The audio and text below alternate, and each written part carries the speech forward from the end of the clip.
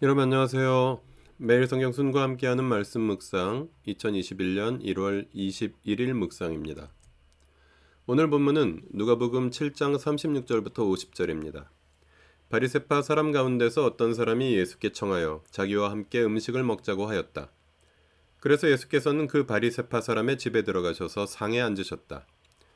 그런데 그 동네에 죄인인 한 여자가 있었는데 예수께서 바리새파 사람의 집에서 음식을 잡숫고 계신 것을 알고서 향유가 담긴 옥합을 가지고 와서 예수의 등 뒤에 발곁에 서더니 울면서 눈물로 그 발을 적시고 자기 머리털로 닦고 그 발에 입을 맞추고 향유를 발랐다.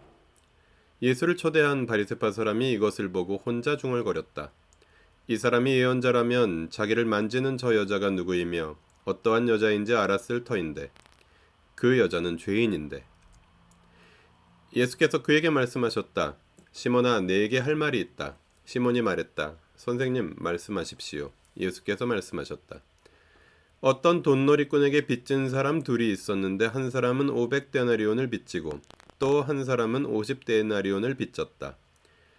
둘이 다 갚을 길이 없으므로 돈놀이꾼은 둘에게 빚을 없애주었다. 그러면 그 두 사람 가운데서 누가 그를 더 사랑하겠느냐? 시몬이 대답하였다. 더 많이 빚을 없애준 사람이라고 생각합니다. 예수께서 그에게 말씀하셨다. 내 판단이 옳다. 그런 다음에 그 여자에게로 돌아서서 시몬에게 말씀하셨다. 너는 이 여자를 보고 있는 거지. 내가 내 집에 들어왔을 때에 너는 내게 발 씻을 물도 주지 않았다. 그러나 이 여자는 눈물로 내 발을 적시고 자기 머리털로 닦았다. 너는 내게 입을 맞추지 않았으나 이 여자는 들어와서부터 줄곧 내 발에 입을 맞추었다. 너는 내 머리에 기름을 발라주지 않았으나 이 여자는 내 발에 향유를 발랐다. 그러므로 내가 내게 말한다. 이 여자는 그 많은 죄를 용서받았다. 그것은 그가 많이 사랑하였기 때문이다.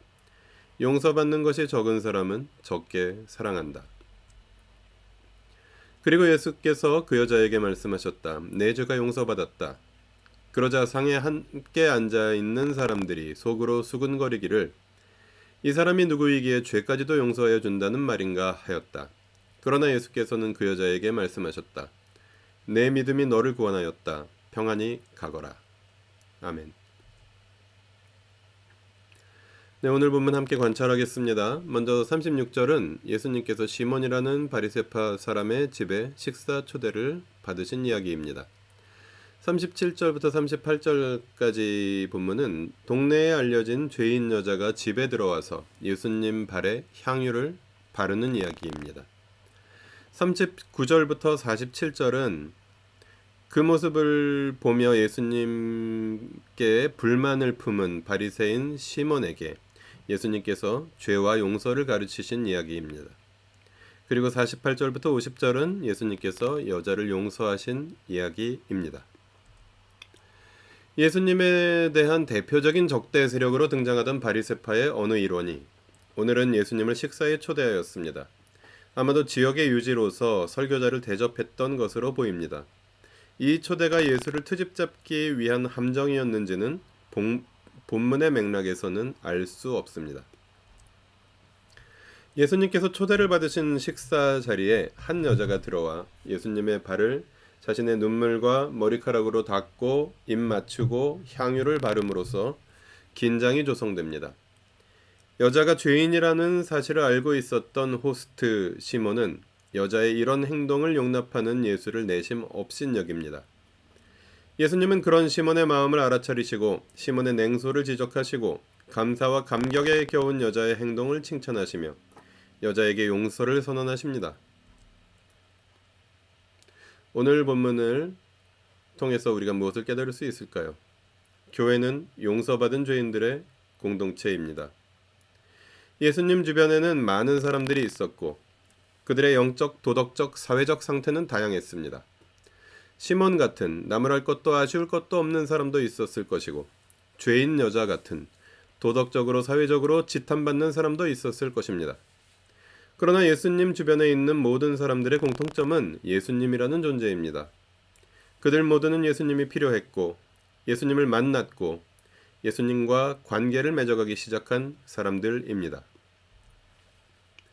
상대적으로 모범생이었던 사람들보다 문제가 더 많았던 사람들에게 그 변화는 극적이고 감사와 감격은 더 클 수 있습니다. 오히려 문제가 적었거나 적다고 생각했던 사람들에게 감사와 감격은 적을 수 있습니다. 그러나 그들 모두는 죄인이었습니다. 그리고 그들 모두는 예수님의 용서를 받았습니다. 그렇다면 그들 모두는 예수님 안에서, 하나님의 은혜 안에서 모든 장애물을 극복하고 하나가 되는 것이 마땅하고 옳은 일입니다.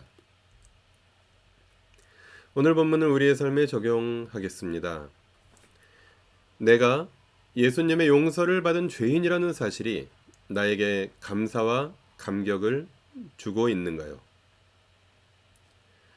나는 공동체 안에서 만나는 용서받은 죄인들과 함께 하나님의 사랑 안에서 평안을 누리고 있습니까?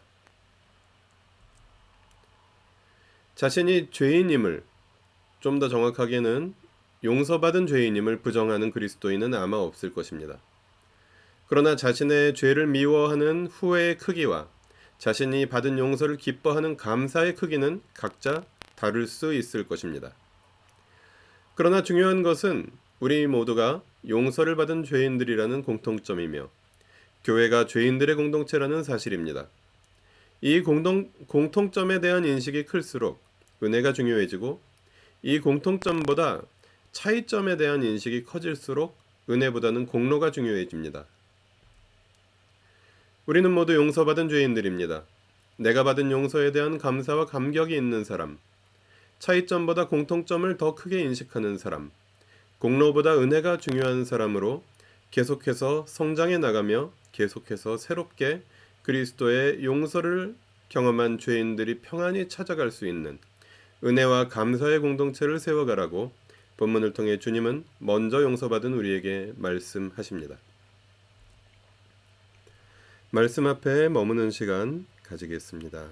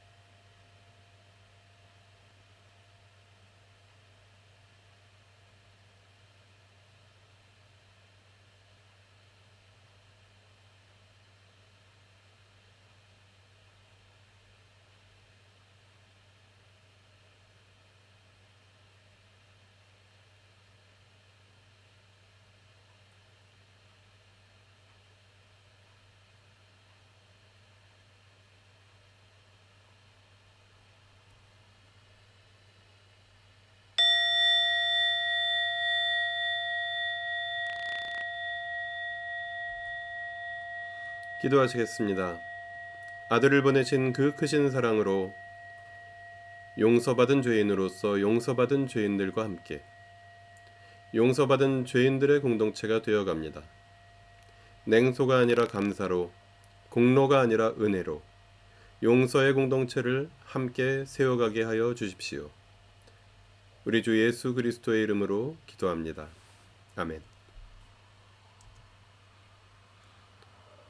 오늘의 묵상 이것으로 마치겠습니다. 오늘도 주님의 말씀이 함께하는 하루 보내시기 바랍니다. 고맙습니다.